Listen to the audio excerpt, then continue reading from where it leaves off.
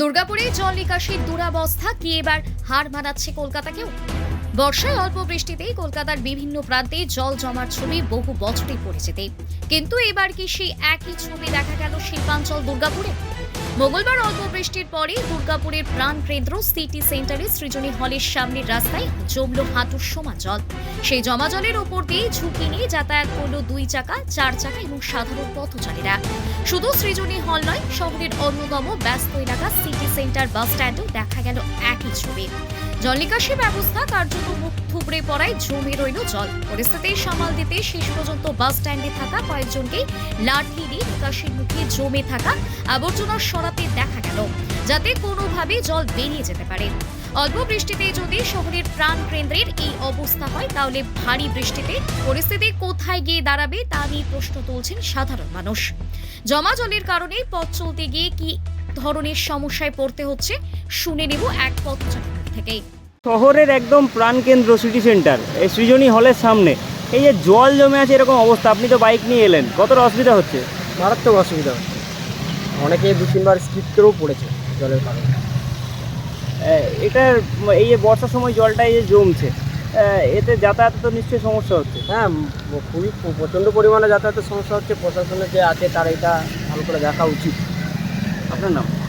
আমার নাম সুমিত। সাধারণ মানুষের এই অভিযোগের মধ্যেই প্রশ্ন উঠছে দুর্গাপুরের জল নিকাশি ব্যবস্থা নিয়ে। বিষয়টি নিয়ে আমরা কথা বলেছিলাম দুর্গাপুর পূর্বের বিজেপি বিধায়ক চন্দ্রশেখর বন্দ্যোপাধ্যায়ের সঙ্গে। শহরের এই জল যন্ত্রণা নিয়ে তার কি বক্তব্য শুনে নেব। দুর্গাপুরে দেখুন, আমি এটা অস্বীকার করার কোনো জায়গা নাই। দুর্গাপুরেও বেশ কিছু জায়গা আছে ওয়াটার লগিং আছে।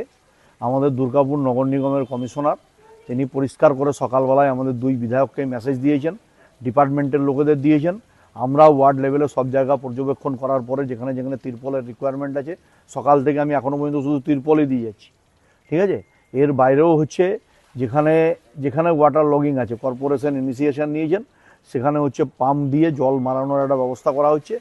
আর বাকি বিষয়টা আরও 2-3 দিন মানে একটা হেভি রেন হচ্ছে, এই ফেজটা হেভি রেন হচ্ছে বলে একটা তো সমস্যা আছেই।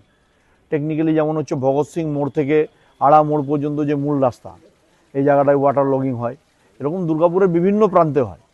সেই জায়গাগুলো যেখানে হচ্ছে সঙ্গে সঙ্গে টেক ওভার করা হচ্ছে। এবং আমরা এই যতক্ষণ না রেনি সিজনটা কাটছি, আমরা রোডগুলোও রিপেয়ারিং করার জন্য প্রেসার দিতে পারছি না। কারণ ম্যাক্সিমাম এজেন্সি যারা কাজ করছে তারা বলছে ব্ল্যাক টপ জলের সময় করা যাবে না, প্যাচ ওয়ার্ক করলে উঠে চলে যাবে, পটল প্যাচ করলে 2 দিনের মধ্যে উঠে যাবে। সেই জন্য আমরাও চাইছি একটু যদি এই রেনি সিজনটা কেটে যায়, তারপরে বাকি রাস্তাগুলোকে সংস্কার করা, যেখানে যেখানে জমা জল আছে ওয়াটার লগিংটাকে একদম আর্জেন্ট বেসিসে ক্লিয়ার করার জন্য।